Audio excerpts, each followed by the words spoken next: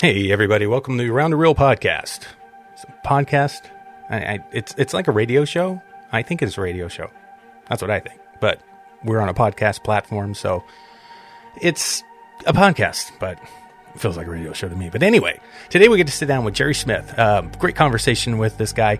He is just the coolest son of a bitch I've had a conversation with about movies in a long, long time. I've just enjoyed every second of picking his brain and learning about what he does. He's a film journalist as well as a composer.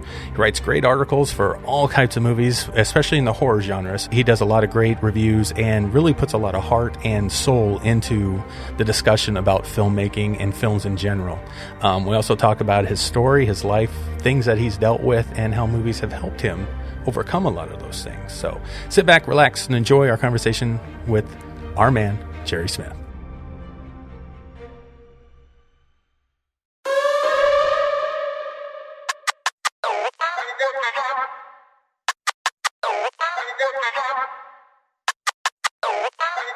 Welcome to Around the Reel with your hosts, Aaron Carlson, Charles Lawson, and Samantha Hanna.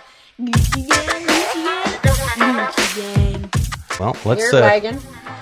I'm not lagging. You're lagging. I'm not like the internet. That's called lag. No, I got you know what? I got a great Wi-Fi signal that flies out of me. I don't lag. Okay, well, No. Yep. Is that what's coming out of you? Dude, my router is badass. Flies. I've got a no joke router. All right. Well, today, guys. Oh, welcome to Around the Reel. Yes, welcome. Welcome to Around the Reel. Yes, we've got a great guest with us today, Jerry Smith. Jerry, how are you? I'm great. Thank you for having me on this. I'm really excited for it. Me too, buddy. That's awesome. I was thinking about trying to do something super cool for this episode, but I ain't got shit. So we're just going to have a discussion. Nothing, so he's going to rely on me. Oh, maybe. Which, I always have something cool. So You always do. You always do. So, Jerry, how are you today? You were kind of filling this in before we hit record here on the show, but you had a late night, man? Yeah. Just I had keep really weird hours. Like I go to bed super late, and then because I have kids, I usually get up super early, so I get no sleep. Mm-hmm. I'm kind Awesome. of used to that. So. you'll sleep when you're dead, right? Yeah, right. Yeah, that's a great line from Roadhouse. Roadhouse. It's a Get Roadhouse enough line. sleep and I'm dead. So you were up late. Swayze classic right there. You ain't lying. So you were up late watching something. Were you binge watching Golden Girls, or what were you watching? You say that as a joke, but I adore the hell out of that. Classic. Dang, That's some like, classic it's- TV. When I I was don't a know if it is kid a and joke. when I was a kid and they moved to a different time slot, they had this really awful song that was like rolling, rolling, rolling, Golden Girls are moving, and all like Oh no! so many great movies of those wild women. I love it. That's Those are fun. I have never watched Golden Girls. Are you kidding me? Nope. Oh, Never you watched can't it. say another word about another thing until you watch No, it. I just always thought they were peeing on each other. I never want to watch it. What's wrong with They're you? the best of friends. A lot. Yeah. No, it's not golden Golden shower shower. thing. It's Golden Golden Girls. Girls. It's not. Yeah. You're Oh, okay. disturbing. I'm sorry. I made a I'm already mistake. disturbed. And being such a huge fan of Betty White, I'm surprised you didn't go back and watch a couple episodes know. here and I there. love Betty White, but I like her from Lake Placid. You know what I mean? Have you ever watched Off the Rocker? Is that what it's Oh, called? I forgot. Yes, I remember love that show. Jerry, have you ever seen that? I haven't. Okay, you have to watch it. So you have to Google it, like after we're done with this, and you have to watch it because it's so funny. Isn't that the one where she? With Betty White, Was it prank show? Yeah, it was kind Oh of like a my prank God, show, but Really? it's freaking Yeah, dude. hilarious. It's so good. Is it an old It is person? So it's like so Punked good. with Betty White. Yeah, it's Betty White, and Yeah. it is hilarious. It is. It was So fucking funny. Every one of them, it maybe hilarious. did a season or two. Yeah, maybe they didn't do very many, Yeah. but it was good. It was I really, loved really, it. really, really good. Oh man, I love that shit. So yeah, watch Off the Rocker. Anyway, we're talking about like cool shit, like movies and shows and stuff. And guess who else does that? Jerry does. Yes. He writes about them. Yeah, he does. So, Jared, tell the audience about who you are and what you do, man. So then we can have a normal conversation. There's a lot that I do, but I just don't do any of it well. What I do. I don't know if I agree with that. I'm a film journalist. I write for magazines and websites about movies and stuff. I am a composer for films.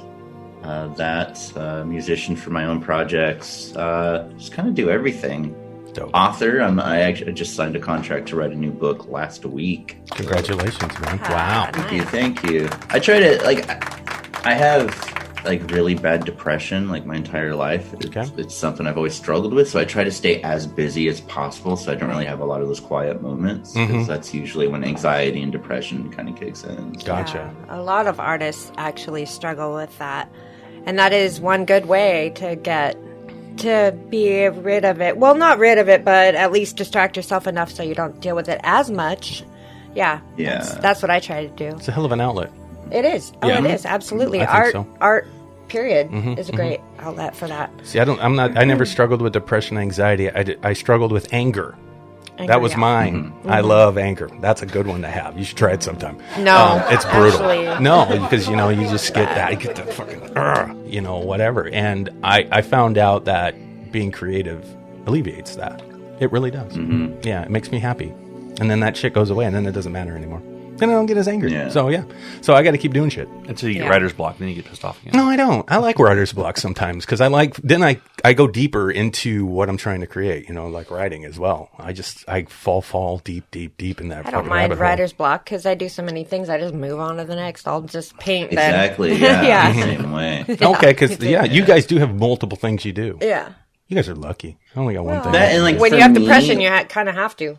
yeah, and for me, like, because I write about movies, like if I have writer's block, there's an infinite amount of movies that I love. You know what I mean? Like, Yeah. so it's Yeah. like, okay, I'm not feeling like writing about Jaws 2 today for a magazine, so let's write about The Exorcist. Yeah. You know what I mean? Like, Yeah. Exactly. That's very cool. Where do you write your reviews and your articles and things that you got to say? What are some of the places that people can find that stuff? In the past, I've written for Fangoria, Horrorhound, Rue Morgue, Delirium Magazine. Currently write for Scream Magazine. I write for Dread Central. Oh, wow. Almost like everywhere, basically. I write for a lot of places. I've been doing it professionally for, I think it's a decade this year. Good for you, man. What got you yeah, started yeah. on that? Wow, this is getting depressing really quick. No, Oh, no. I don't mean to go there. I'm joking. We'll find something to do. We'll fix it. No, like my mother and my father divorced when I was 5, and my mom kind of disappeared for a year or two. When she came back in the picture, she lived in another state, so my brother and I would fly. This is like the early 80s. We would basically get on a plane. My dad would put us on a plane. We would fly, just my brother and I, which we were like, I don't know, I was like 7, he was like 9. Oh, and they would wow. just put us on a plane, just us by ourselves. Oh, my goodness. And we'd fly to like Arizona and spend the summer with my mom. And she married this dude that was very abusive, Oh. and like physically abusive to my mom, physically and sexually abusive to me as a kid, and Oh, my goodness. broke my mom's back, so she was in the hospital. And to basically keep me out of the house pretty much from when I woke up to when I would go to sleep, she would give me enough money to go next door to our local theater, which this was Oh, man. way, pre-Columbine, so nobody cared about IDs and carding people for movies and stuff, because that kind of started the whole carding thing, Columbine and all that stuff happened. Yeah. And so in the 80s, all you needed was like a note from your parent, and you could watch whatever you wanted, which was so bad. Like, it was great for me at the time, I but remember. looking back, there's no reason why I was 7 years old going to watch The Accused with Jodie Foster in the theater by myself. Oh, my God. I'm with you, dude. I got it. Yeah, I know. Yeah. So I would go to the theater basically from when I woke up and got dressed until time for bed. Wow. And I would spend entire days in the theater and Just watch whatever was there. anything. everything? And Wow. one day I went in there and I saw this poster, and I was just like a little kid. I was 7 years old, and I was like, this looks really creepy, but I like it. There's a face up in front. It looks really weird. It was called, Halloween 4. I had no Ah. idea what it was. So I go in there, and I was immediately, it was just like such a profound like moment for me, because it kind of made me fall in love with like the horror genre. And as a survivor of sexual assault and everything else that was going on at the time, it made me really latch on to the genre, because it's all about enduring. It's all about survival. It's all about living vicariously through these characters and, finding your own strength and that kind of stuff. So that sparked like a lifelong obsession since I was 7. About 2 years later, I discovered Fangoria magazine. And that was like the biggest moment of my life at that point, because it kind of showed me that there were other monster kids out there. Yeah. Like I always thought like I was a legit alien as a kid, because no one, you know, I came from a very, very conservative family. You know, my dad's church made him either burn the stuff I would watch or listen to, or like basically talk my dad into paying me for this stuff so he could burn it. Which was funny because he would pay me money for my CDs and my movies, and then I would use that money to buy them used cheaper, more. And then I'd make a profit. Boom! I was always a little entrepreneur. Bastard, You ain't kidding. Yeah. So when I was 9, I discovered Fangoria, and I was just like, wow, there are other people like me, and that kind of sparked this lifelong obsession just being a writer. And I've written my entire life. About a decade ago, a few friends of mine were going to go to a premiere in LA, and I couldn't make it, so I was depressed, and I started kind of emailing back and forth with a colleague, or not colleague, kind of more of acquaintance at that time, that wrote for a pretty big horror site, and just asking like, hey, how do you get into this? Like, you know, what do you do? And the dude was just like, yeah, why don't you just come write for us? And it was like my favorite site at the time. Right. So I did that just kind of for fun. He eventually went to work for FearNet when it was still around, and asked me to, asked me to be the editor-in-chief of that site. So I did it for about 5 years, and basically because one person kind of took a chance on me, then, you know, Rebecca McKendry at Fangoria at the time let me write for them, and so on. Cool. And it's all been because of like word of mouth, you know, friends, friends stuff. Because like I don't have a degree, which is weird that I've been able to do this for like a decade. No kidding, yeah. Right. Yeah. Honestly, though, I feel like the best people for the jobs don't, especially jobs like that. Yeah. You get a more real perspective from someone who isn't going by a book. Yeah, absolutely. As far as I'm concerned. Yeah. That's I love that story. I love that you found a way to get out of a home that wasn't good for you, and you found movies, especially horror movies, and seeing them. You know, when I watch films, I kind of do what you do. You know what I mean? I can relate to any kind of genre most of the time. And I get so invested in those characters, and you can see that the underbelly of what they're actually trying to say, even though it could be so extraordinary. You know, there's a reason why we love, you know, the superhero movies or whatever. Yeah, they got powers. We know that's not real. But what are they doing underneath all that to cope and deal with stuff? And that's the part of filmmaking or watching films in general that I love. So in the horror movie thing with the survivor mentality, I can see how you got connected to that. That's dope. Yeah, that is. I love that. I really do. Yeah. And that's why he writes so good. Yep. No. Well, thank you. Yeah. Absolutely. I mean, obviously that's like my love, is the horror genre. But like, from an early age, like I was just, and I hate to use the word cinephile because there always comes like a lot of like pretentious vibes with that word for me. Like when someone's like, oh, I'm a cinephile, like I usually kind of just want to punch them in the nose. Right. You know, but like right down my from an early age, like kids my age around that time growing up, like they were just trying to break dance and like hit on cheerleaders. Like I was a little kid reading the credits in movies instead. Like I'd bring like a magazine. I'd bring like my local video store's little like coming soon booklet to read for like, and then like it's weird because people see me and like I have a lot of tattoos and that kind of stuff, and people kind of assume that like I'm cool or like some badass or something, which is like the most laughable thing in the world because I was a straight A student my entire like academic time. Okay. The worst trouble I got in school was bringing a backpack full of Stephen King novels to distribute to the other kids. Like I'm not cool. I've never been cool. Like when I used to play in bands back in the day, like I would always have this like reputation around this like local scene that I was like mysterious and stuff. And it's like, no, I just can't see. And I was in the back without my glasses. So I'd be squinting. Like, you know, dude, he's a badass. Like, man, this guy's like James Dean. Yeah, like, right. Sitting in the back corner. You No, it's all the nerds from back in the day that become the coolest when you're an adult. Right. It's literally, though. Right. It's fun. I love that. Dude, that is the best. That's So, good stuff. I remember being a kid and going to 7-Eleven all the time. That's what I do. So it was like Jay and Silent Bob spot, right? It was right up the street from my house. And I had the manager there, he had a son my age, and that kid would work at 7-Eleven for his dad. So I got to become friends with that kid, and we used to like make $5 to go out and clean the parking lot or whatever. And, you know, they had like Dragon's Lair there, Track and Field or Street Fighter or whatever. Yeah. So, you know, we got money to play games and fell in love with Slurpees and Big Gulps and all that shit. Anyway, I remember the magazine section there. And, you know, they had the comic book rack on one little corner, but then they had the magazines across the thing. I never, and this is the funniest thing, never picked up Fangoria magazine more than a second. It scared the living shit out of me every time I picked it up.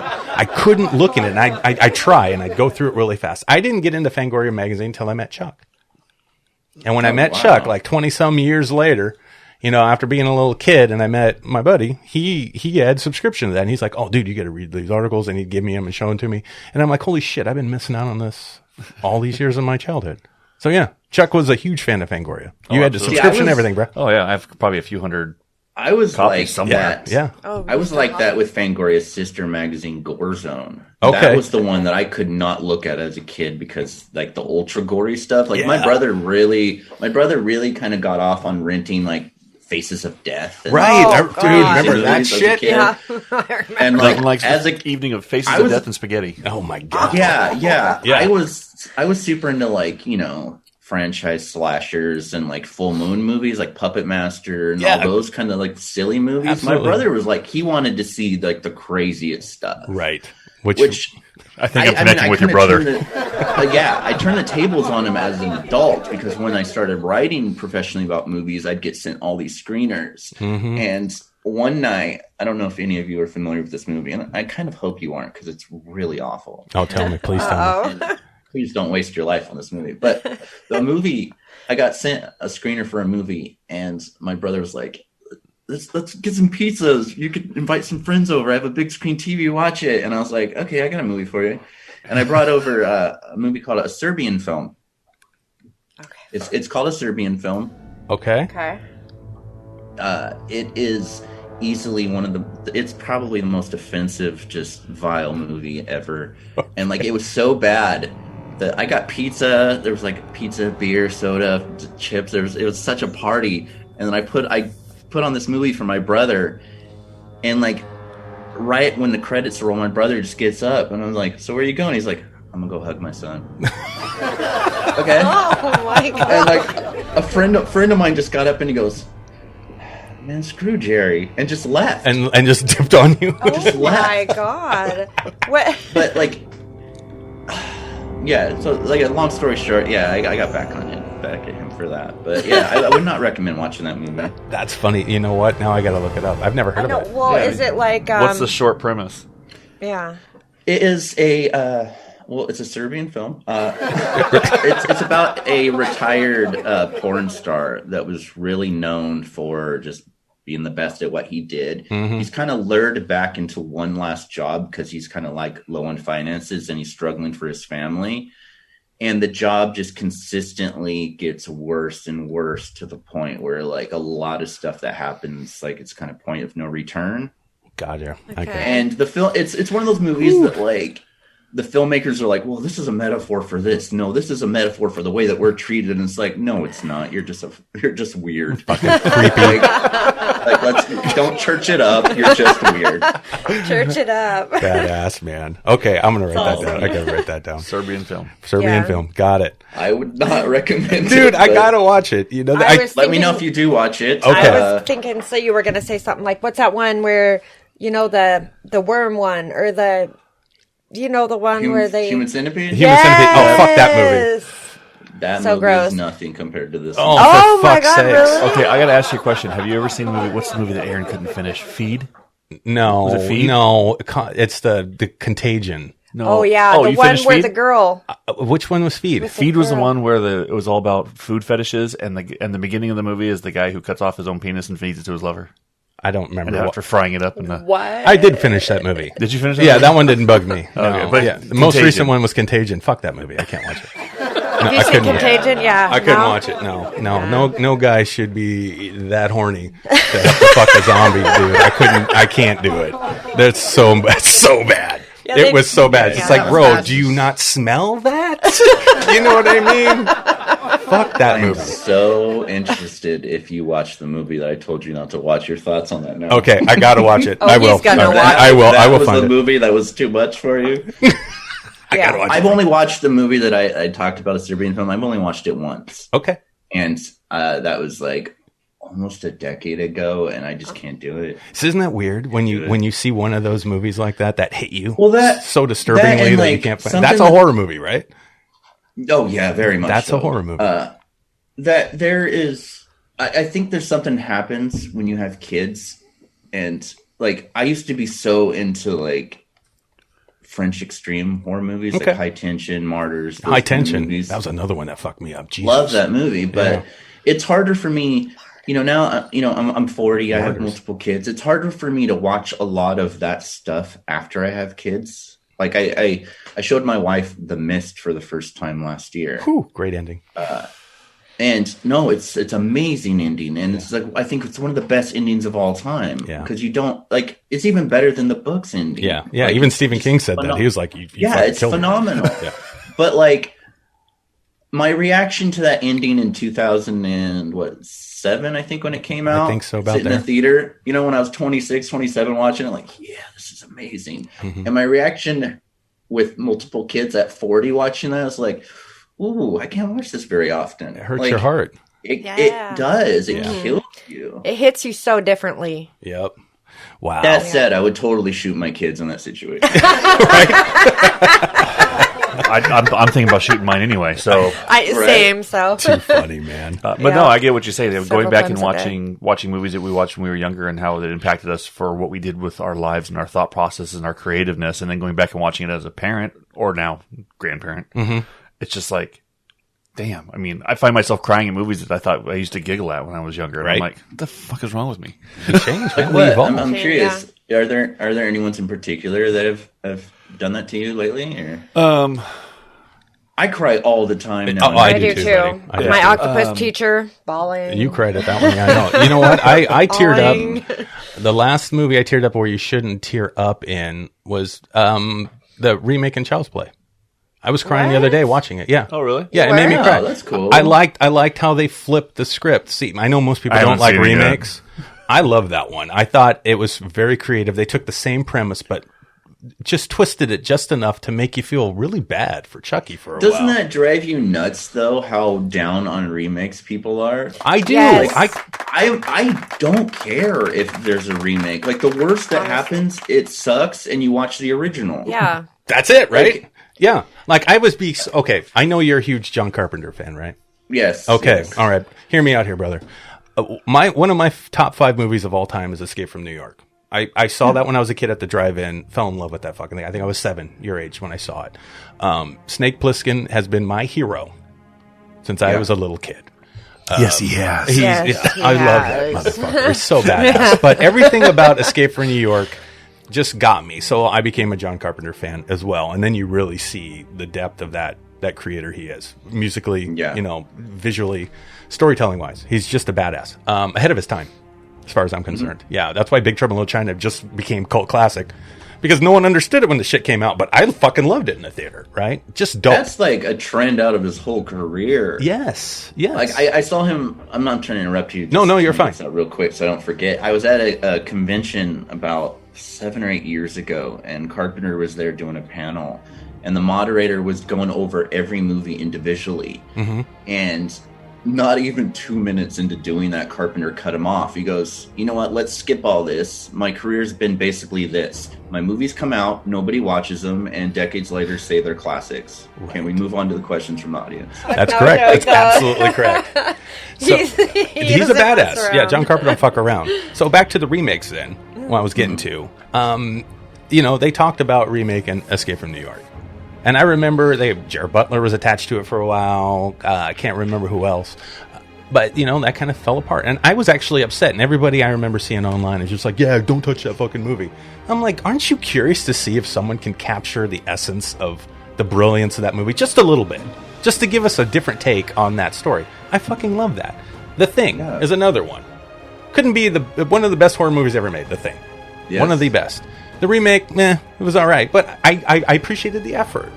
You know what I'm saying? See, my thing with that movie in particular is that nobody, either people didn't watch the newer movie of The Thing, or they didn't realize that it wasn't even a remake. It's a prequel. It's a prequel. Yeah. Like, it ends where the original starts. Correct. So worst case, you don't acknowledge it and you watch Carpenter's movie because it's amazing. Yeah. Yep. Best case scenario, you get a fuller story. Like, you know what I mean? Like, my only problem with that movie is I'm a huge practical effects junkie. Like, I love special effects so much. Like, it's my, oh god. Yeah. It's so much money on books about, like, Rick Baker and stuff. Dope. But they, for The Thing prequel that came out a few years ago, they did so many great practical effects for that. And every single one of them in post-production, they redid with CGI. Yeah. So there's a movie in there full of amazing practical effects that I hope they release one day. Oh, that's cool. That's the only thing that pulls me out of that movie. I actually enjoy the newer one. Yeah, it's not bad. I wanted to go back to something real quick. So we were talking about like scary movies for kids. I love this conversation, by the way, because this is fun. This is some straight nerd shit. Sam, you should have watched more horror movies. No, she is. She I'm has. all about that. She does watch those. She can deal with that genre. Do you know me? Sam, when I first met you, what? Nope. Hi, I'm Chuck. Sam, nice to meet you. Samantha, when I first met you, what was the first horror movie I showed you that we watched that freaked you out? Oh gosh, was it Open Water? Wait, no. No, you like that one. No. Was something it... that when you first met, Open Water came out like 10 years ago. You guys been together for like 16 years. Wait, no, that's not true. Because when I first met, we watched Open Water, but you actually liked that one. Oh, was it? It was the one I just told you about, wasn't it? Which one? The icky one with the centipede one. Or no, whatever. I never finished that either. No, couldn't watch that one. I don't remember then. Was it... Oh, Dead Girl? Could be Dead Girl. That was up there. Well, that's another. You made her watch Dead Girl? The zombie one? Yeah, the zombie one. Actually, I made him watch Dead Girl. Yeah. He loves Dead Girl, but he couldn't finish Contagion. No, I don't understand this. Contagion was too real to me. I couldn't do that. Yeah, wait, that was what? too funky. Contagion was too real? Yeah, and Dead Girl wasn't. No. There was something about the I don't the understand. dead lady laying in the thing, and she's still alive, and they tie her up, and the boys go down. I'm like, yeah, guys would do that. Contagion, it was more consensual. Yeah, it was weird. I don't want That's consensual fucking zombie sex. I don't want it. It's so gross. what was the movie you're thinking of? It was May. Oh, May! Ooh. May was good and weird. Yes, May was the first one. That's one of my favorite movies. It's a great movie. I love that movie. That's so a much. great fucking movie. That I like ending. Dead Girl a lot too. See, that's a great movie too. I got in trouble for that. I wrote a retrospective on Dead Girl for Delirium magazine a few years ago, and kind of like did a update with the whole cast and stuff. That's dope. Oh wow. Yeah, I like that one. Yeah, it's great. Yeah, May was weird but cool. Yeah, it was good. That was a good movie. That scared you. That was fun. I love that ending. Yeah. So, speaking about your writing, so when I've read some of a lot of your reviews, actually, there's a way you write that I think you don't really trash a movie most of the time. You know what I mean? You see your love for the films. You always try to point out what I felt. What are the positives of this? But the best part I love is how you personalize it in your reviews. You really, I think you were talking about Chuck Norris movie, Silent Rage, old school, badass. And, talking about your grandma and how, you went and stuff. So is that something that when you're writing, is that something where your brain goes and just reminds you of those moments, like when you were a kid and you had to go to the theater? Or is it something, how do you come up with the reviews you do? Because they're totally different, bro. The first couple years that I was doing it, like I was really struggling kind of finding my own voice, because it was during a time where snark was like really running rampant on the internet as far as like journalism and writing. It seemed like everyone just had something really like just snarky and sarcastic to say all the time. Has that stopped? So like, sorry, no, it's gotten worse to be honest. It's gotten really worse. The problem, like, yeah, so like when I was starting, like it was hard not to get kind of sucked into that. Like in a couple of my early reviews, I'll read them and I'll be like, wow, like I would have fought that dude if I saw him on the street. I beat his ass. Like I was a jerk, and then I wrote an article in, I think it was 2013. Okay. Because I was always asked growing up why I liked horror. Like, well, it's weird. Why do you like it? You know, it's evil. Why do you like it? And so I was like, you know, I'll write about it. So I wrote an article, and it was extremely personal, talking about the abuse that I went through as a kid and how it led to this. And it was kind of like the first time I'd ever kind of put like blood on the page, so to speak. Okay. You know? Yeah. And the reception was so good and people were so nice about it that like it kind of like opened my eyes to be like, well, why don't I just do what comes natural to me and kind of like put myself in what I'm writing about? Because I love these movies, so why don't I write about how I love these movies? Because it's something different. Right. You could pull up 50 different reviews or essays or anything on a movie, and 45 of them are going to sound exactly the same because everyone's looking to be quoted. Everybody's looking for their own notoriety, you know, and to be honest, that's kind of suffocating and boring. Yeah. Get that flash on the trailer. Right. Yeah. And, you know, so that kind of made me realize that I'm going to write about stuff. I'm going to write about films and write about my love for them. And that'll come off more genuine because it is. I write about these things because I love them, not for like cool points. And I feel like that's kind of, unfortunately, especially on social media, I feel like that's kind of where a lot of people tend to gravitate is like, how could I be part of the popular group? How could you be a part of these cliques? How do I get more clout? You know, so this person's going to say they like this movie, so I'm going to chime in and tell them that it's awful and stuff. And I was having this conversation with my wife, I think last night or the night before, how these days it's so hard. Like for me personally, I have to have social media because that's kind of how I network and all that stuff. But that being said, I hate it. Oh, me too. Can't stand it. I'll get on Twitter for 10 minutes and I'll legit feel depressed because it's just like so much negativity. Yeah. And these days, I don't like. Someone I know was tweeting about the movie Cruella, and they were saying, I'm not going to watch Cruella because I don't care. And, you know, but that said, I'm not going to diss Cruella to people who want to watch it because who cares? Like, if you want to watch a movie, watch it. If you don't watch it. Right. But like this idea that people have to be heard, whether or not they like or hate a movie, like it's so toxic and vicious that like I can't do it. Yeah. People forgot to say or remember that, you know, if you have anything nice to say, don't say anything at all. Well, and people are funny. They're funny because it's not a journal. Yeah, exactly. Yeah. A virtual journal. They know it's a fucking virtual journal almost, isn't it? Yeah. They're so pissed that like LiveJournal and Zanga and all that stuff went away that they're like, oh God, I got to bring that to Twitter. I got to tell everyone in 140 characters how much I hate this movie that you like. But I was going to mention that too. I've been following Jerry for a while on Twitter as well. I actually enjoy your rawness of your writing, especially on your tweets too. Thank you. Yeah, you don't fuck around. You know what I mean? He tells it like it is, and he'll say shit straight up what he is not happy about. And I think it's fun and refreshing to see. Because you're not rude about it, but you can tell you're like, fuck you. And that's fucking cool as fuck. I love it. It's the best shit ever. It kind of it reminds me of me a little bit. But he says the fuck you without saying fuck you. That's right. What's a bummer about that is it's one of the few things that I'm like really good at, and I don't think that's a personality. I don't think that's a good thing. I'm really good. Like I don't know why I do it, and I try not to do it, to be honest. But if someone is really mean to me, my friends or my family, I have this weird talent of tearing people down without them knowing that they're being torn down. I have that talent. Yeah, that's good. You know what I mean? Like, and like, I'm not proud of it. I don't like that I can do it so easily. Right. But like, I just have this talent that I can make someone feel really stupid without them realizing it. It's beautiful. And it's beautiful.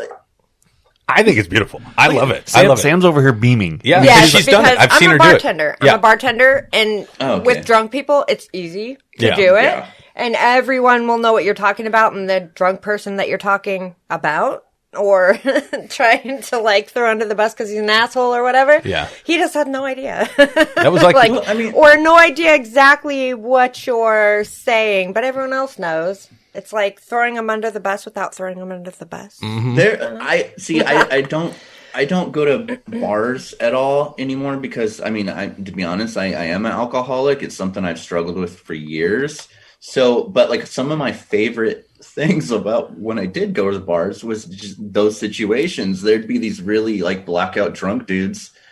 And I'm not saying profiling is good because obviously that's awful. Yeah. But sure, as drunk dudes, you could look at them and be like, okay, I know exactly what bands you listen to, exactly what your favorite movies are. Yep. So I would strike up conversations about stuff that I have no interest in just to like in my head tell this person how stupid they are. They are. Exactly. Yeah. I know what you're doing. I'm just not as smooth about it as you guys. Have you seen this one movie that like I can't stand, but I know you're probably a fan of? And the person would be like, yes! I know. Why do they always fall right into it, too? Right. They fall right into it. People are going to watch this and they'll be like, God, that guy's an asshole. No, I know, yeah. Sam. Yeah. No, I'm a it's bitch, great. but that's fine. No, because it's true. Because a lot of people out there think they're smarter than they are, and they're not. That's Well, okay, you know, though. and I don't- But don't be an asshole if you're not smart. I don't do it to people that don't deserve it. I do not do that to people that don't deserve it. I don't. I try not to. I could. Yeah. I could, Yeah. but I don't. So And when I think when you think that way and you're like, you know, quick-witted, I guess I would call it. I don't know. It is. But you think of it plenty of times when you don't do it because you know that person does not deserve it and it's not appropriate, so you don't. But Yeah. I think with it's- drunk douchebags, they almost always deserve it.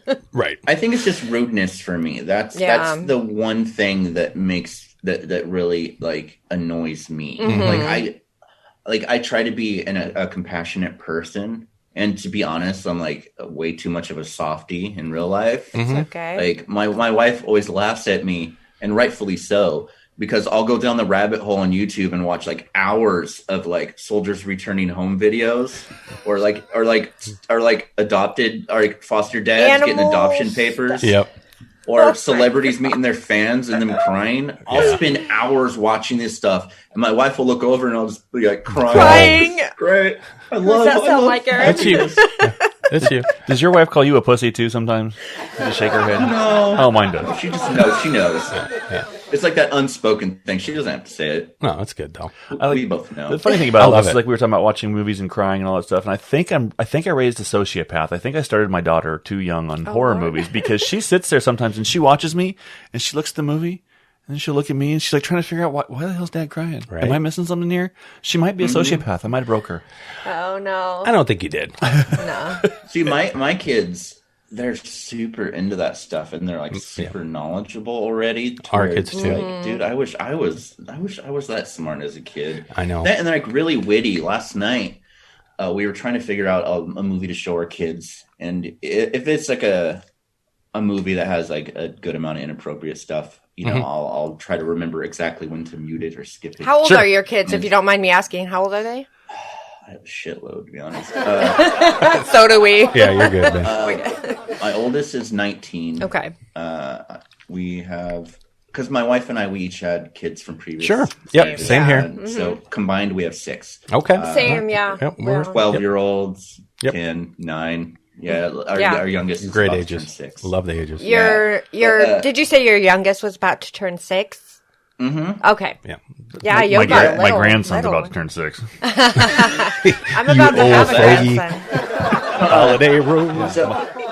So last night we were trying to figure out a movie to show the kids, and we are like, you know what? I don't think there's that many things, so we'll have to skip over. Let's show them Tarantino's Death Proof. Badass.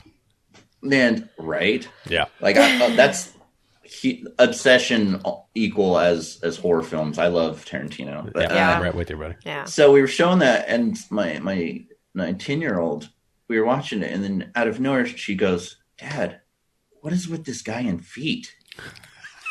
And like, as Really, someone though? like it's been like publicized for decades how much Tarantino was obsessed with women's feet. Yeah. And for like my kid to say pick up that, on it. Notice that, yeah. I was like, wow, like they're so much smarter than I was at that age. right, I know. They're so much smarter than the first time I watched the movie. It's awesome. Right? You either realize that or they're so much like you, and then you do one of these. Oh God. I find myself getting like really irritable sometimes around them for stuff that I did to my parents, so I should not be. Yeah. Same. Well, my daughter doesn't even do stuff as bad as I did to my mom, and I still am like, oh, God. I know you hate it. It's funny to watch. I hate it. It's so funny. Makes me laugh. Super funny.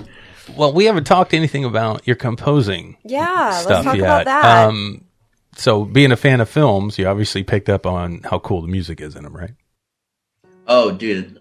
Yeah, film scores have been like lifetime love for me. Like there's something about film scores that just, it's like when the movie's over, you could still experience like all the feelings and just even the story of the movie by revisiting that stuff. And I feel like score work is kind of like the last ingredient to make a movie a movie. Right. Like Carpenter said that he screened Halloween for the executives before he did the score, and they kind of hated it. Right. They were like, okay, this isn't scary whatsoever. Right. What are we doing? What did we pay for? And then, with that score, or like if you watch Jaws, it's an interesting movie, silent. Right. But, that John Williams, Kills the it. theme comes in, it's like, That's so what like it's that about. was always something that I was just obsessed with from an early age. When I was 12, I got in trouble for stealing $20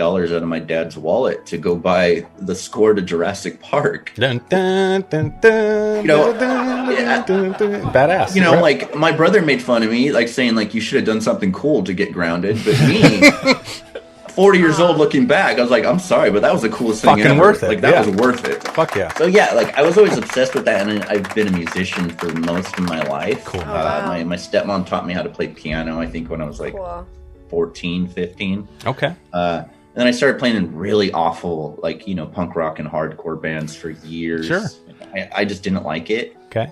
Like we opened up for like Fall Out Boy and some other bands. Oh, and, bro, like, that's badass. That is. No, that's something. It is something. Fall Out Boy. Wait. It- Fall Out it- Boy. Let's go back to the fact that he said he didn't like it. I know, but they had like 2 good songs. They did. Okay, but They had two. this is after their first album, right before they blew up, and we played with them in Bakersfield. Okay. And it was one of the worst experiences ever. Really? Like, Why? Pete Wentz from that band Yeah. was to this day one of the biggest jerks I've ever met. in my life. Kidding. I believe He it. ordered but so wow. much pizza. He ordered so much pizza on the venue's tab that every other band that played didn't get to eat. Okay. Oh, wow. There That's was- a punk ass movie. Yeah, that is. That douche. no, just wait for this one. Douchey. Then like me and my friend Zach that played drums in the band that we were in, we were just like, I think drinking a beer or something like that at the bar, and Pete Wentz was by, and we were just kind of striking up conversation with them because the bands were talking to each other, and these 2 fans came up to him and asked for like a picture, and he's like, yeah, sure, whatever, does it, and they leave, and he looks at us and says, yeah, if you guys ever make it, this is what you're gonna have to deal with, fat fans, like fat chicks for fans, and I go. What a piece And of to shit. to this day, I've never listened to that band since, and that's I like don't blame you. 2004, 2005. I wouldn't either. Like, I will You know never what I listen mean? to Like- any of those songs again now. Ever. so mean. Yeah, fuck no, that's Fall what I'm Out Boy. saying.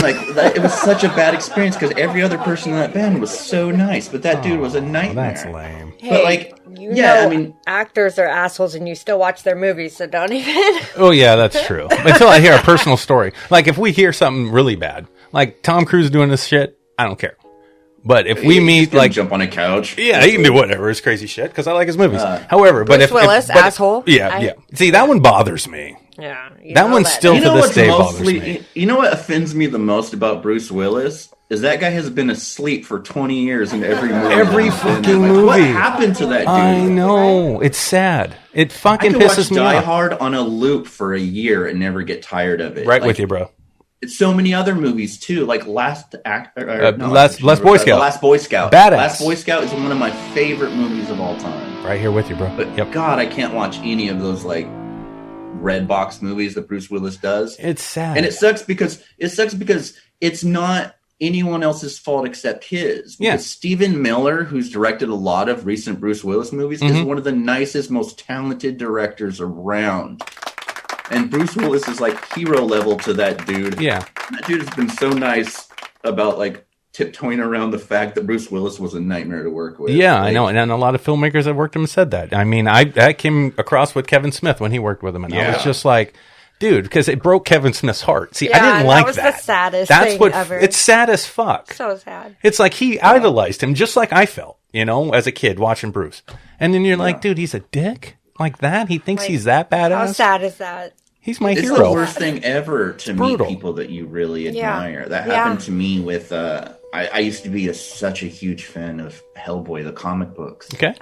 Yeah. And in 2006 or 2007, I was at Comic-Con in San Diego, and Mike Mignola, the creator of Hellboy, was there doing sketches, signing stuff. And I had my daughter, who was, I think, maybe 3 or 4 at the time, in one hand, a bunch of stuff in other, in a backpack. So I was like overwhelmed already. Yeah. And I went to his table, paid for a sketch or whatever, and I asked him if I could take a picture with him because I was such a huge fan. And he's like, yeah, I guess.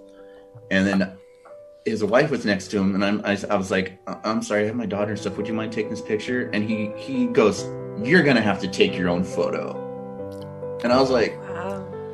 Okay. And I just clicked it and then erased it as I walked off. And what's great about that is I look over and I'm so embarrassed I'm about to cry because it was the first time that that's ever happened to me, where I met someone that I loved for years that treated me like garbage. Yeah. And I look over and George Romero is at a table kind of close by, and he goes like that. And I walk by and I'm so bummed out. And he goes, hey, kid, don't pay attention to that knucklehead. He's like, there's always one of those bozos at every one of these conventions. Come talk to me. And George Romero talked to me for 12 minutes when he didn't have to, because he felt bad about this dude being a jerk. Oh, buddy, you're going to make me cry, bro. I know, I'm about to cry too. Like, fucking tears badass. right now. But, that's so cool. Basically, long story short, I don't know where I went on that tangent. It was I was always so obsessed with film scores, and I played in bands, but I was always more leaning towards, composing kind of stuff. And a friend of mine who's a filmmaker, BJ Colangelo, did a short film called Labyrinth that is really, really good. Okay. And asked me to score most of it. So I did that, and that was my first kind of professional scoring thing. And then that led to quite a few other things that I've done over the last year and a half. Good for you, man. Yeah. That's exciting. That's cool. Yeah, I love that you're into the music. It enhances. I always say that's the salt on the steak. It enhances all the flavor. You got to season that shit, and you've got that too. And just it's music in general. Like, it has such a physical reaction for me. Yeah, like it's hard for me not to feel music. Yeah, and that's about a year and a half ago. In between like scoring stuff, I started a musical project called Rainy Days for Ghosts. Okay, it's basically instrumental kind of. Music. Oh no! Yeah, we were listening to some of it before we started the podcast. Yeah. That was what that was. Yep. The whole thing is 100% based on like just moods and feelings that I go through from time to time. It's 100% that. It comes off that way. Because I deal with depression. It comes off because I deal with depression. Because I deal with anxiety, a bunch of stuff like that has helped me kind of like deal with them. If I'm going through a really bad manic episode, like I'll just work on some music for a while and then I'll listen to it the day later and it sounds exactly like I felt. So like music's helped me, and I'm not dissing traditional therapy in any capacity. Like I think it's amazing for people that can actually get the stuff out of it. Mm-hmm. But for me, it was always incredibly hard to talk to therapists about stuff because especially in the Central Valley of California, which is the worst place for mental health. Gotcha. Like I'd go there and every single week my therapist would ask me the same questions. And it's just like, dude, how many times do I have to tell you that I was abused as a kid? Like, good. Yeah. Like, do you ever pay attention to stuff? They probably have such a good caseload that's just bigger than they can even. Insane. Yeah. But it's sad. But like, it is sad. It is. And like, people throw around, like music or movies saved my life. And, I used to scoff at that growing up because maybe I was just like a snarky bastard. Sure. But like when you realize like the power of music and movies and just art in general, books, Like Writing, poetry. It's crazy. Yeah. it is. So like, yeah, music's completely helped me deal with things that I wouldn't be able to deal with without it. It's beautiful. Yeah. It's badass. I love it. You know what? Yeah. You're absolutely right. I've had a lot of mental health things come up in my life, but I've never had any professional help with any of it. I was a writer. I wrote poetry and it got me through. And it always has and it always probably will. Yep. But I've never, I mean, maybe there was times I probably should have, but I never got professional help for any of the things I've been through. I wrote. Yep. That and like just experiencing art. Like, Yeah. I've always, ever since I was abused as a 7-year-old, like I've unfortunately struggled with suicidal ideation my entire life. Like it's a daily thing. It's like something I think about daily that I have to combat with tools to not think about it. But there have been films that have helped me so much. Like Daniel Isn't Real, a film that came out last year. Oh God, like that movie helped me so much. Or a movie called Starfish. It helped me deal with like trauma and loss and that kind of stuff. Or as an alcoholic, it was incredibly hard for me to go to AA meetings. It was hard for me to put myself out there to do that. But I found a lot of help through the director's cut of Dr. Sleep of all movies. Oh, wow. Okay. A movie 100, especially the director's cut, because it's so much longer and fleshed out. Yeah. And, it's a movie about confronting your own demons and kind of like moving on from them and stuff. And don't get me wrong. Like I want to watch Maniac and I want to watch like The Burning and movies where like, someone's just getting their fingers chopped off just for the hell of it because, why not? Like, I want to see Bruce Willis jump off the Nakatomi and, explode. I want to see that shit because why not? I want to see Dolph Lundgren with black hair karate kick a guy and I come in peace. Right. But that said, like watching a movie like Hereditary. Oh my Lord. And okay. Yeah. Having grown up with a very violently mentally ill mother. Yeah. Who absolutely made no secret that she didn't want me to exist and she hated the fact that I did. Yeah. That movie helped me more than any therapy could have at that moment. So, yeah. It's I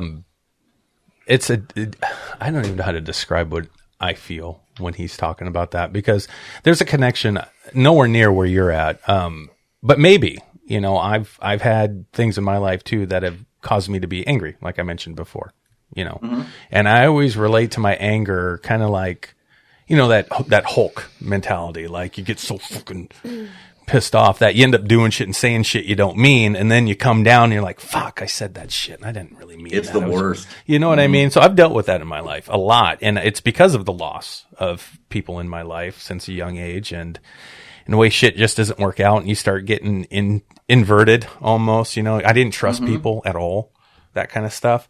But movies and stories kind of did the same for me. That escapism that you get from it, without knowing it, you kind of tie into the story in a way where it makes you feel like you're not alone almost in your struggle, and that's why I always end up saying something. I piss Sam off all the time because I was like, because in that one movie, he did this and she did that.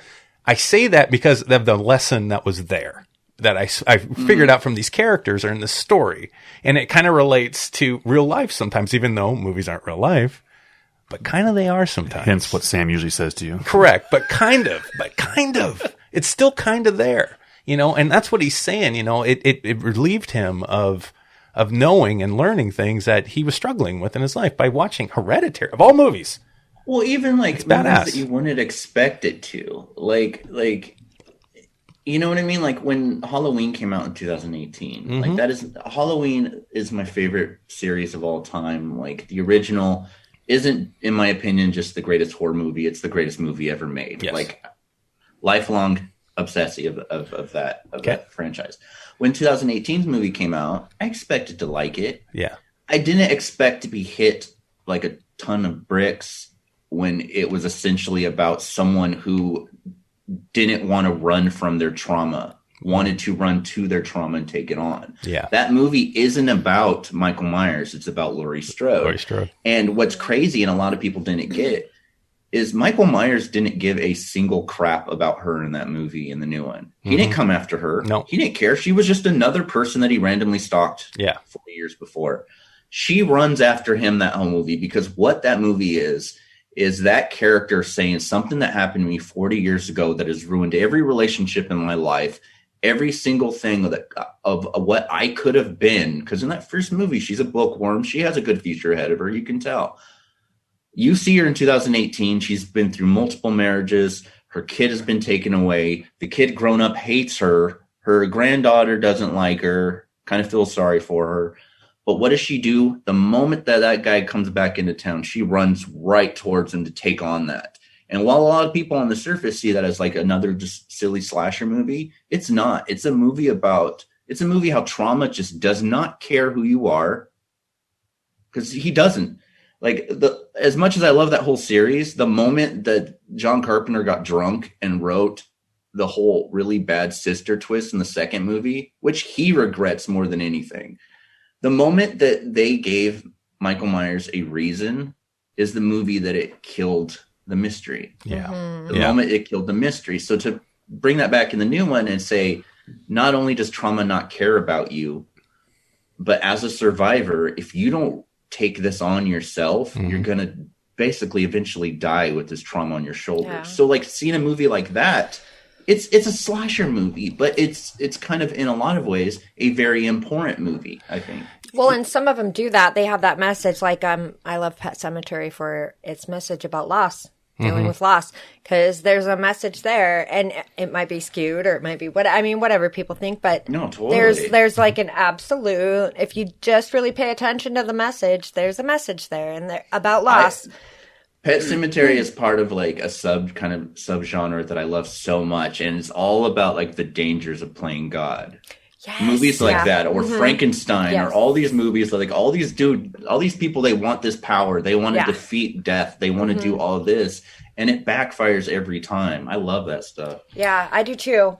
But I like the message, the hidden messages in there about, dealing with things, about just things, about loss, and about losing people that you love and you want to bring them back so bad.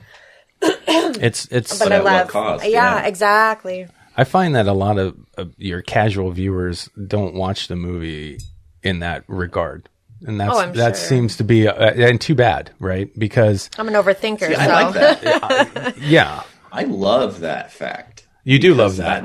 That makes my job that much more fulfilling. I get that. I get that for you. It is my job to show this to people and be like, what, this movie that you love, that you kind of see it on surface, maybe you watch it from this kind of lens and maybe you'll get a better experience. And like what you're saying earlier about how I try not to like be negative. Yeah. At the end of the day, a lot of people came together to make a movie, right? No matter what it is. So who am I to slam something that doesn't work? And there's a critic friend of mine, Scott Weinberg, that told me years ago at the beginning of my writing career, he basically said, don't forget that the word critic, the etymology of the word, the origin of the word doesn't come from criticize. Critic comes from critique, which is a very different word than criticize. Different. Yeah. Critique is kind of taking something apart, showing what works about it, showing what maybe doesn't work, but kind of doing it from a lens of like, you love the art. Right. Criticize is just telling someone what they did wrong. And I think, unfortunately, that's what 90% of people do these days is they criticize. Do I care about Zack Snyder's Justice League cut? Not at all. Will I ever watch it? Probably not. But I am so excited that so many people love it and they're so excited that they got it. My kids loved it. Like, I would never diss what someone else likes just because I'm not into it. Correct. Art is subjective, just because I don't like something doesn't mean it's bad. That's exactly right. I guess what I was trying to say earlier is after listening to you explain, how you watch the slasher film and what you got out of Laurie Strode's story, that's going to go over so many people's heads. And you're right. It gives you a great voice in what you're doing to express that so they can maybe, luckily enough, watch it the way you did. I watch them like you do. I see all that stuff, and it's a shame to me. And maybe that's why I get so mad when I read people's opinions on movies and they're like, oh, that movie sucked. I'm like, did you even watch the fucking thing? Did you even think for a second? Or did you just go in there stupid, pausing the movie left and right, talking shit and on your phone? Or did you pay attention? You know, why do you even put it on if you're not going to try to dig in there? Because every story has that. And it's such a silly like term just to throw around. Like, this movie sucks. Like, what does that even mean? I don't know. Yeah. Like, what does that even mean? That's so like, it's so childish just to throw that. It is childish. It's stupid. But Aaron, you are somebody who can find something out of every movie that's great. You think every movie is good in one way or another. One way or another, there's something good about it. There's tiers. Nothing truly sucks. I might not like it because I can't watch it or something, but I always appreciate the process, the film. He always has something good to edit, say about the it. cut, the music, the sound design. You know, there's something always good in a movie. Whether or not the whole thing works and it makes me remember how great it is another thing. But I would never go. It's like ranking on a restaurant. I wouldn't do that either. I'm not going to put a bad review on a restaurant either, Sam. I can't stand end of the year like worst of list. No, I know it's. Yeah, I will that's never terrible. write one of those. I just like best of lists. I just like the best. Like the fact that someone would go out of their way and be like, okay, I'm going to write 10 movies that just sucked. And I can't imagine being one of those filmmakers that's like, oh, okay. Like, oops. But going back to the beginning of the show, you said something about focusing it was basically about focusing on the positive versus the negative kind of thing. Yeah.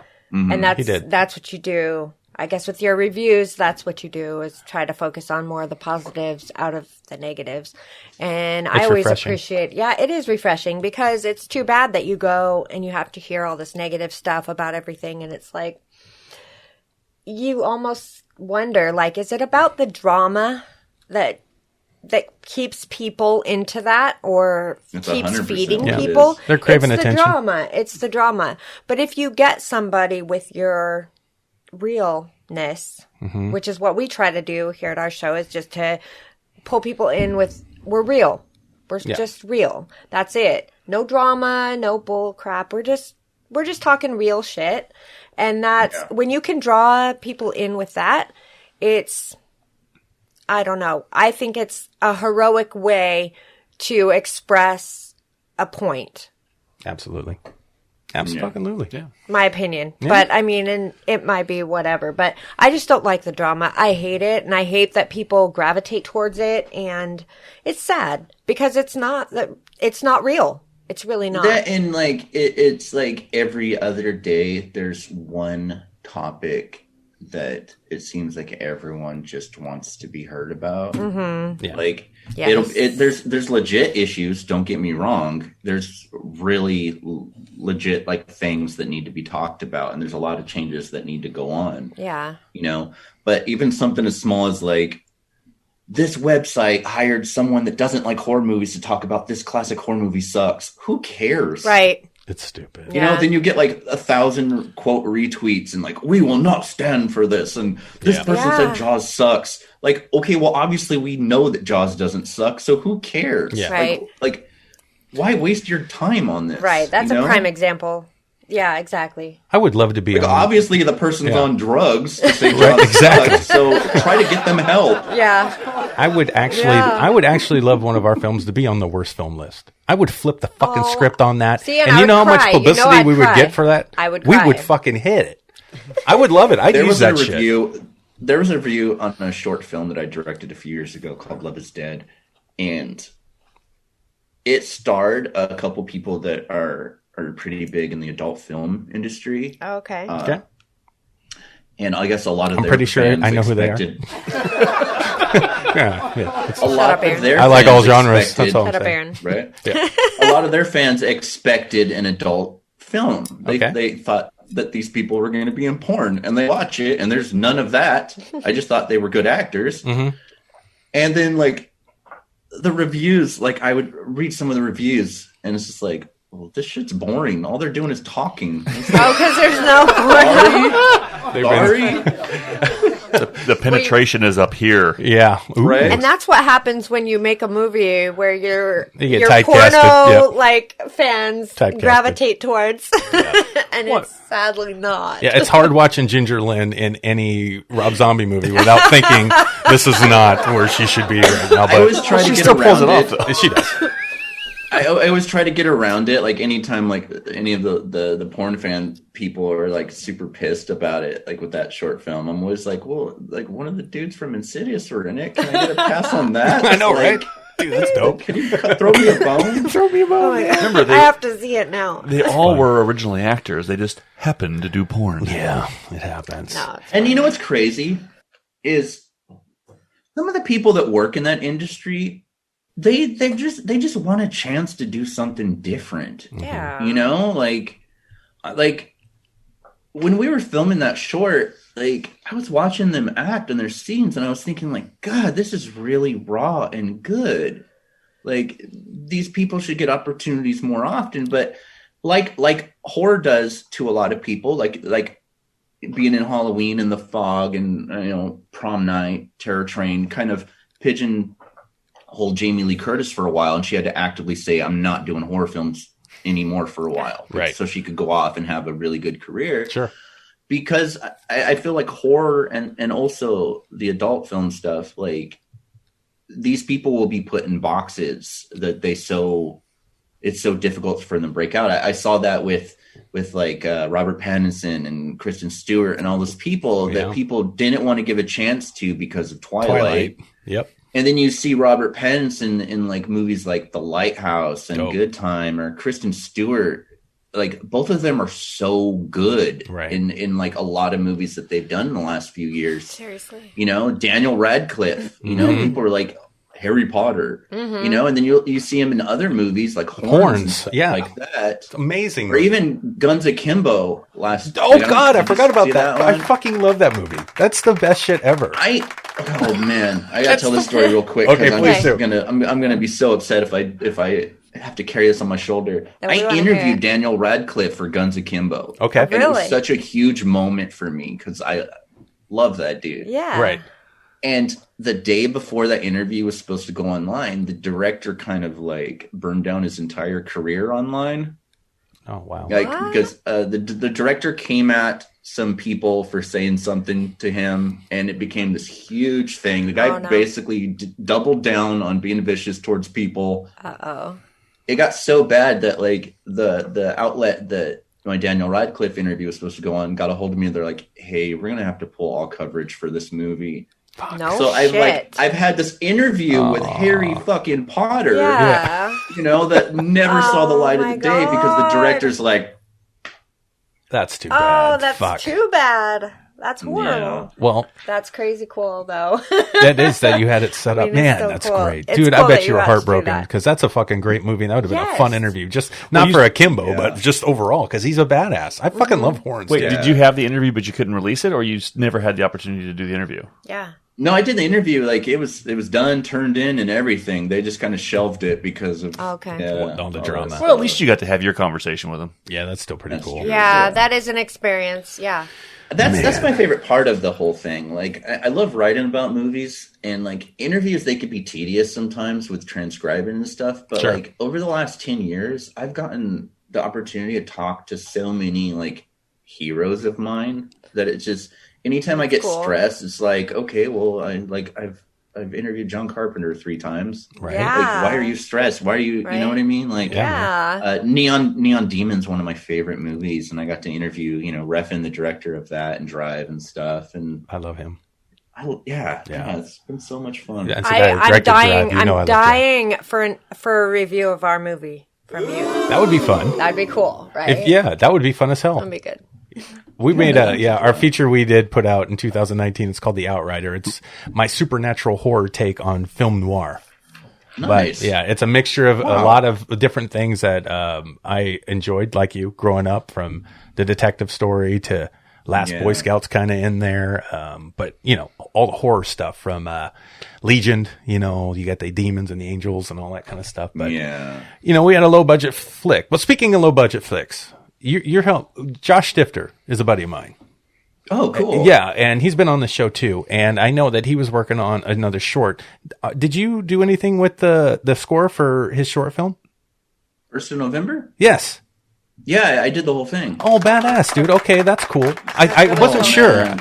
I That can't. was my favorite project I've ever worked Oh, on. buddy. awesome. Because like Josh and I, we have like such similar sensibilities. Like a lot of the stuff that we grew up loving is like very similar. Yeah. Like Yeah, you that. guys are. Have you seen it yet? I have not seen it yet. No, No, I'm waiting to see it. I'm excited Turned out to see it. so great. Cool. Yeah, Because he easily filmed my that with his favorite thing kids I've too ever and done. everything. He Yeah. really went all Yeah, in. Yeah, it it's badass. feels like those early '80s like Empire Pictures, like Full Moon movies, like Puppet Stifter. Master or Doll Man. His It style. feels like that. It's such a just carefree, silly movie. I love it. That like I was nervous at first because while it's great when directors do this, and Josh did this too, like when they say, yeah, just do whatever you want with Do it. your thing. Like, that's great. Yeah. But it's so risky because like when I'm told that, like I like getting weird with stuff. Cool, man. So like Good I've for been you. told that so many times on projects, and I'll turn something in, and like a director will be like, "That's really weird. That's a little too weird." That's awesome. Buddy. It's such a compliment, though, It when you is. get that go ahead to just that complete and utter freedom to do what you. I don't know. I think that's the magic with a composer Yeah. is you give them that freedom. Yeah. Yeah, do with their thing. With Josh, like he did that, but like I knew that he and I kind of saw the same exact thing with his film, so like I was really stoked to do it, and it just came out. Like I think people are gonna love it so much. I can't wait to see it Yeah. too. I've been That following one, that. and there's a really super short one that I did right before that called Hang Now from a director named Colin McDonald. Okay. It's Okay. on YouTube. It's only like Oh. a couple minutes long. I did that one.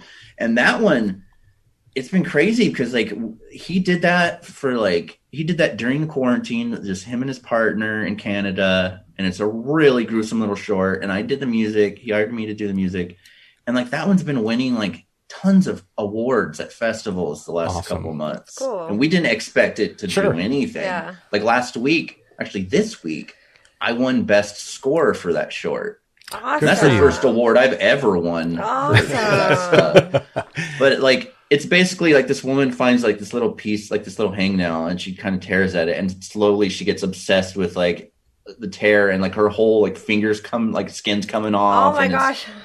gruesome little short. Yeah, There's it's so much online, meanings but, to that, though. That's fun. There's so many places you could go with that. Okay, we'll check that one out. Yeah, we'll have to Hangnail. check that one out. Yeah, but I that's cool. think you'll love 1st of November. It's so much fun. Yeah, I like Josh's work. Yeah. It's fun and it's We love nostalgic Josh. too. I think Yeah, it's great. I know he's just about to finish his new feature. Scumbag. which I've been annoying the hell out of him, probably being like, okay, so you're gonna throw me a bone, or Yeah, or we're am I gonna Scumbag. do something, or Honestly. That's great let stuff. me do this one. You're gonna let me compose it, or am I gonna critique it? Yeah. Well, give me Right. your own. I'm doing the music, or you're going down. That's fun. Man. Well, you know what I was thinking too? Every What were time you he thinking? said, it just popped in my head when he said a film during quarantine, when they make it, I always go back to that fucking Shudder movie Host. Yeah, Oh, I always think Yeah. of that movie now. Anytime someone says something about a movie made during the pandemic, immediately I'm there. That is one of the I'm- best horror movies I've seen in a while. I have been forever linked with that movie because of a review. Like every poster, the back of the DVD and stuff, like big bright words. It's like the best horror film of the last decade, or Blair Witch, because I wrote that in the review. So like all the posters and all that stuff, like that's, see, when I said earlier about like a lot of writers, they write to be quoted, Right. like that. I think it's obvious when that happens, but at the same time, as a writer, it is one of the most fulfilling things ever. Oh, I to, bet. to think that like something you wrote, your opinion meant enough to these people to be like, we're going to market our movie with this.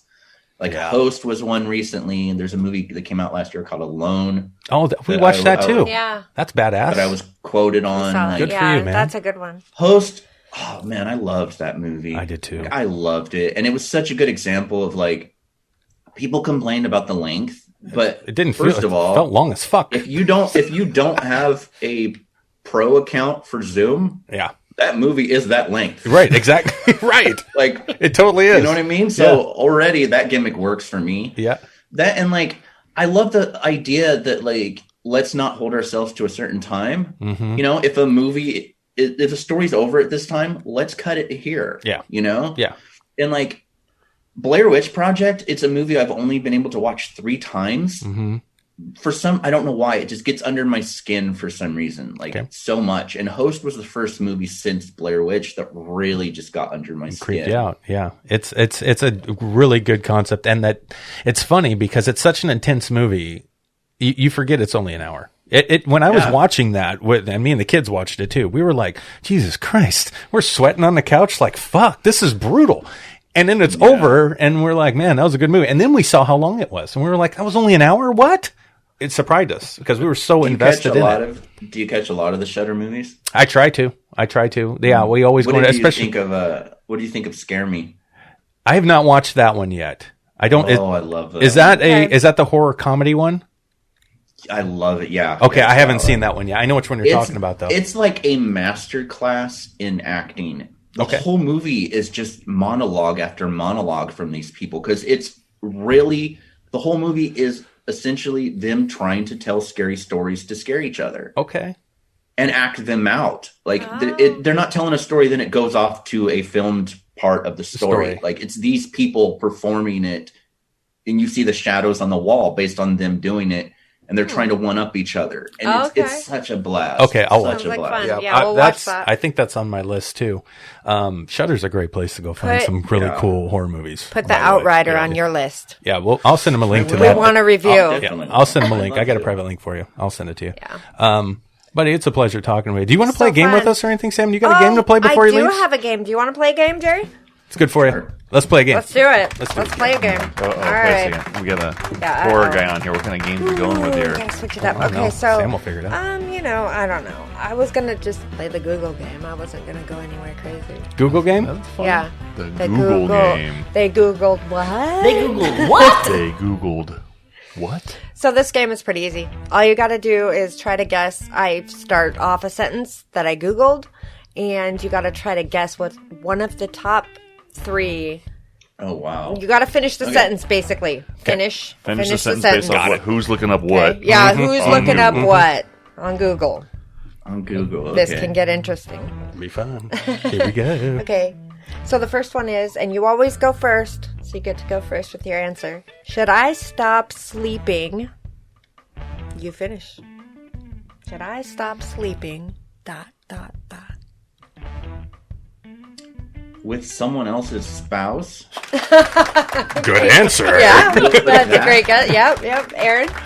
Should I stop sleeping with this coconut? No, I don't have any. Someone, I'm sure it might be. Not on the list, though? Yeah, that's unique. Dude. Chuck? Should I stop sleeping during the day? I'm actually trying to go for the top. You're trying to win. You're trying to win. Yeah, like, Because actually my first thought was what he said. Coconut. No, not coconut. the coconut. What Jerry said. Got it. Okay. So the top 3 answers, guys, are should I stop sleeping on my side? Okay, boring. That's really boring. Okay. But should I stop sleeping around?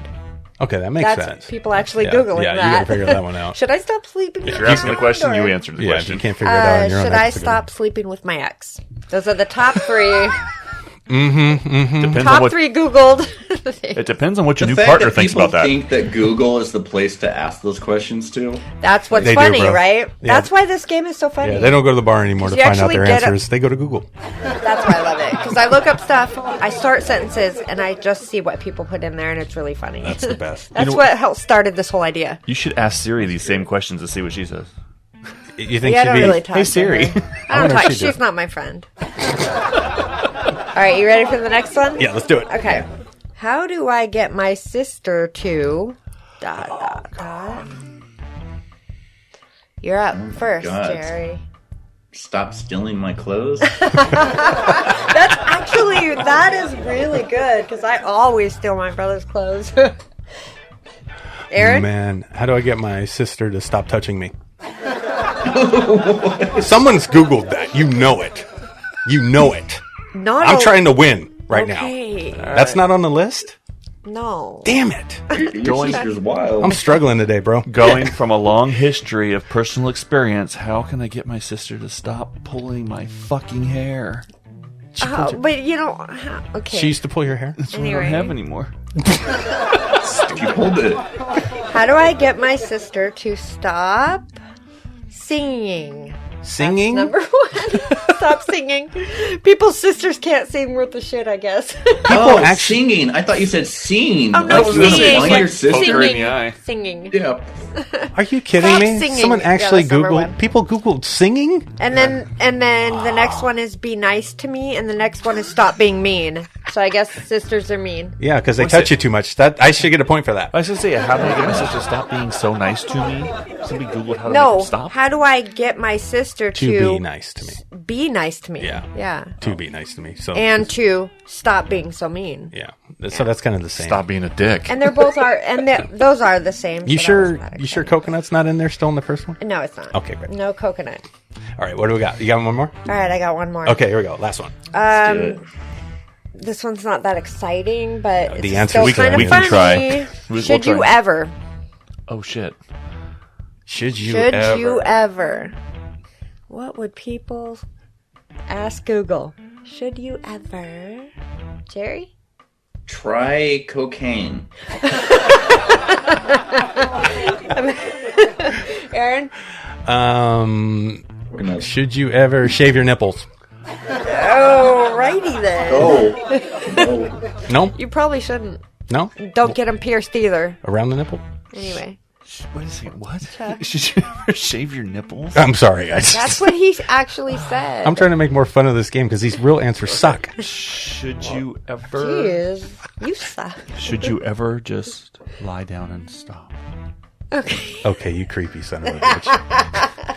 You're weird. Lars von Trier over here. Should you ever... Okay. Answer number one. Should you ever pop a pimple?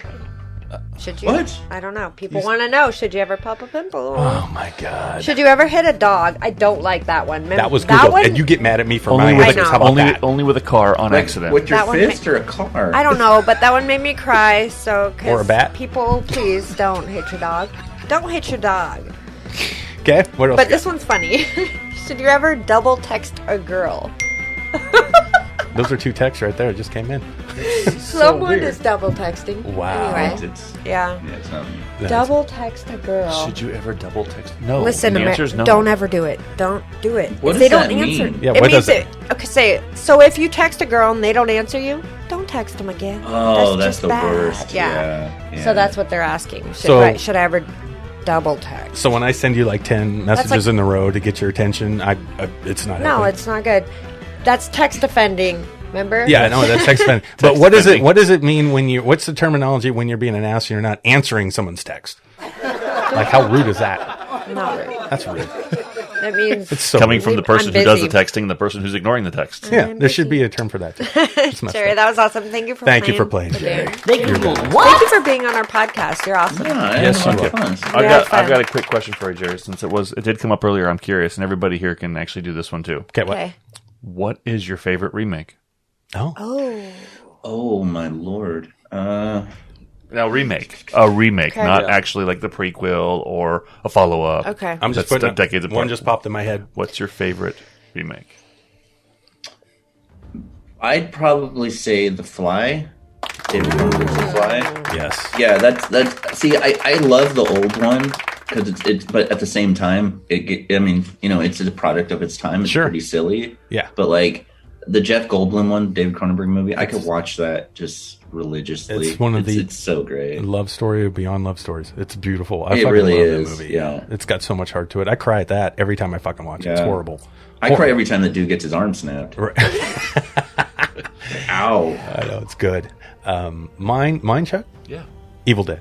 I love that Evil Dead remake. Oh yes. I love that Yeah. one. I really, really do. I think that's Yeah, I like great. that. I love that director. That Ah, look at that. oh my man, shit. Okay, Huge fan. it's badass. Sam Raimi is man. Oh, What's yours, Chuck? I was going to say him first. Oh, sorry. oh, well, I can come up with songs all day long, but movies, ugh. My favorite remake of a movie. Gosh, you have to go first because I have to think still. Okay. Mine, surprisingly enough, is if you take out all of the series of movies, Yeah. Nightmare on Elm Street. Because Really? the first Nightmare on Elm Street that creeped me out so much was how gooey he looked and how. Yeah. And as the series continued, it began to look more like the way it did. But the way they did the remake and with Freddy's character and making him actually look more like a burn victim. Yeah. With everything. Yeah. And me being the special effects Fangoria guy that I was when I was a kid, I love that. That's a great I movie. love that. And the fact they put I they put the green love- inside the paint to make sure Yeah. that they could give the depth that they couldn't actually stick through the guy's face.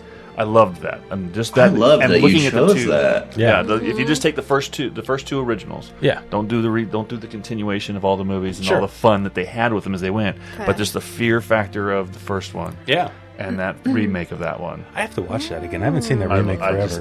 And the effects in it, and with all the popping and everything, the way they did it, it's just like that one was for me. Yeah, I love that actor too. What was his name again? I can't remember. I always He's in Watchmen forget. too. Yes, Yeah. I It's know. Jackie Earl Haley. Haley. Thank you, brother. Haley. Yep. He's a dope motherfucker. He's badass.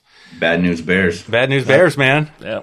Yep. Went from being the Bad tallest News person around. Bears. Yeah, he was the guy. He was the kid drinking the beer back in the day all the time. Wait a second, Sam. Badass We're talking kid. about the Bad News Bears, not the old one. Yeah, not the remake from. We're talking Yeah, about No, the old one. But do The you like that original. remake? Is that your favorite remake? I've never seen the remake. Oh, you haven't seen the remake? It's No. good. It's good. I've only seen the original. that was I've never seen Billy the Bob remake. Thornton, wasn't it? Yep. Yeah. Billy Bob. Yeah. Richard Linklater did Yeah. like Dazed and Confused and all those. Yeah, he yeah. did. I love that. Yeah. I like the Bad News Bears remake too. It's Yeah, good that's stuff. good stuff, man. Okay, Sam, we got I anything? got nothing. She got nothing. This is so pathetic and sad. I literally have nothing. I can't fine. even think of anything. That's okay. It's fine. Remakes for movies. I don't know. She probably I doesn't. don't You know what it is? If she's seen the movie, she doesn't want to watch it again anyway. Yeah, so she I've will not probably want to never watch seen a the remake. remake. You know, More likely. one that I had no desire to watch, not because I thought it would just not be good, just because I had so much to watch, and I eventually watched it recently and I loved it, was the remake of Star is Born. I've never seen that one. Oh. Never See, did. it just didn't feel like it was a movie for me. Like, I was like, whatever. But my daughter's such a huge Lady Gaga fan that she Yeah. was like, can I please watch this? And I watched it, and I was bawling the Is that whole actually movie. a I didn't remake? know. I Is didn't that know a Lady Gaga remake? was in that. I didn't realize- Yeah, that's from the Okay, 80s. I like maybe. the fourth. know. It's the fourth version of that No movie. I think. kidding. Okay. Jeez. Yeah. Wow. Barbara Streisand I did it never back in knew. like the 70s. I Yeah. never knew. Badass. I didn't realize there was 4 versions of it. But I didn't know that either. I remember the old one. I used to always work a lot on the weekends up until recently. So I came in 3 different times while my wife or my girls were watching that movie, and just like for 10 minutes making food over the shoulder. We're just watching it, and I was like, I gotta go back to do some work. Dude, you're gonna make me watch it. Oh yeah, watch Star Oh, Wars. dude, I'm not going to spoil anything. But Okay. like, if the end of the movie doesn't mess you up, then you have no heart. Yeah. Oh, That's, wow. That means You're you're like, well, I guess that. what? Yeah. Wow. Well, there goes my badassery. It's gone. I'm gonna be bawling like a bitch You're gonna now. be crying. Yep. You know another one I like though, since we're getting ready to close the show? What? Yeah, Total no, Recall. I love the Recall? remake of Total Recall. Nobody likes that movie. Last night you said a remake that. Well, it wasn't a remake. It was different. I know. Was- Yeah. Okay. I don't know. know. So No, it was. Way to carry almost part of. Never mind. Yeah. what was it though? What was I talking about? It was the one. When'd you come in the room last night when I was laying there? and say- Oh fuck, Terminator. yeah. Thank you. Oh, Bro, no, I watched Terminator Dark Fate finally. That's how bad I've been with Terminator. I watched that last night and I'm like, I cannot believe this movie didn't do good. That was a badass Terminator movie. Right? I'm like, what the fuck is wrong with people? And that's another thing. You know how you're talking about music? I sat and watched the entire credit roll just to keep hearing the music. On the couch Yeah, in the dark it's last so night at good. 1 a.m. Like, dun dun Yeah. dun dun dun.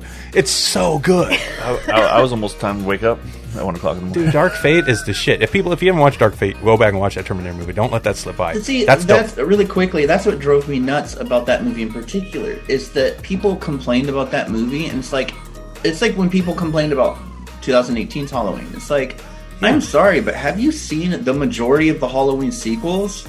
Yeah. Or like Dark Fate. People are hating Dark Fate. Have you seen Terminator 3 and on? Right. Like, Dark Fate's kind of like the third best one in the whole It series. is. Like, It I'm really right is. there with you, man. Yeah, brother. I had a blast, and I felt stupid because it's taken me 2 years to watch it. Because I probably just listened to the reviews and was like, oh, people didn't like it. Oh, well, I'll get to it one of these days. Well, I did last night.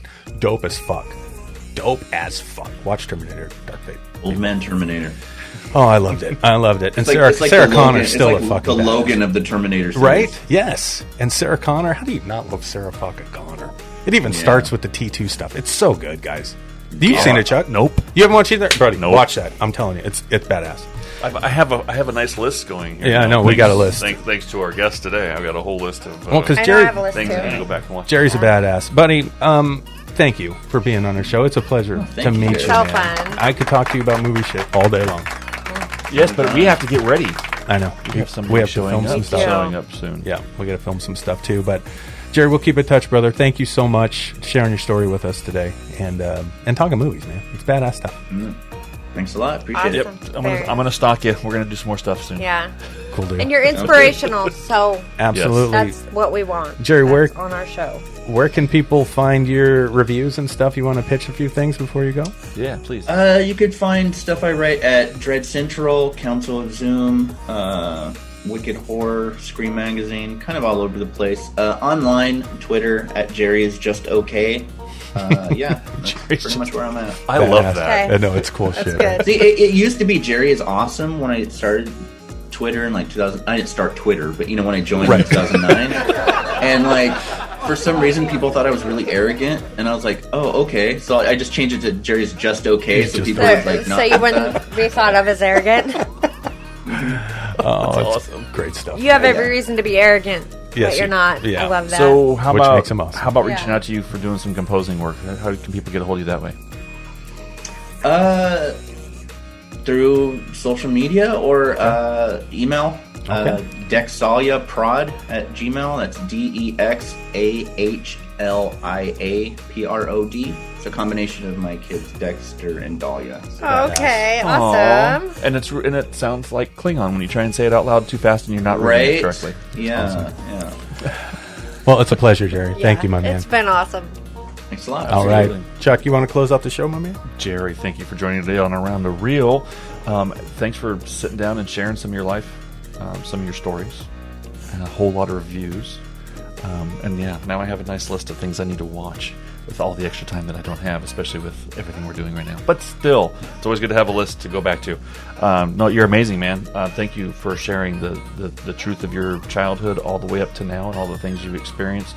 It's emotional, and it's something that we love on here because it's real, and that's exactly what we want to share with everybody, is everything that can possibly be real. So thank you for sharing that, and remember, everybody out there, think hard, because you're thinking anyway. We'll see everybody later. Bye. Thanks for tuning in. Remember, everybody, think hard, because you're thinking anyway. Oh, for the love of Christ, both of you guys. You just cut me off, though. Just cut me off. man. Yeah, because- Nobody needs to hear the old intro. Okay, Or well, I'm outro. going to cut you both off and say thank you for listening to our show. Thank you for tuning into Around the Reel. That's great stuff. So why did they even tune in the first place? I don't know, but they're glad they did. Yeah. I think it's because we're trying to inspire people We are. and have fun with people. People that are artists. Creatives. Yeah. People that are out there trying to make a living with their art. That's a beautiful thing. That's what we're doing. They're crafty. Yes. So have them tune in. And how do they get on our show, Chuck? You can get on our show by going to our website. Please visit us at cccentertainmentgroup.com. Click on the scheduling link. I'll send you to me. Yeah. Sassy Sam was going to get you all lined up on everything I'll hook you up with a day and a time. sometime in 2021 or 2022 because it's filling up fast. So if you want to get on this show, Get on I it. highly suggest Get on it. you start clicking your brains out. Come be our guest on our show. We'd love to hear your story. We'd love to hear it. Make sure you come and visit us on Amazon Prime and OP Prime. Oh, Come yeah, watch watch The our Outrider. movie. Watch our movie. The Outrider. Yeah, you can watch Marcus good. Ford kick some fucking ass. Oh, This was a perfectly good take until you said until that. you said that. All right, well, thanks for tuning in to the show. Bye-bye, guys.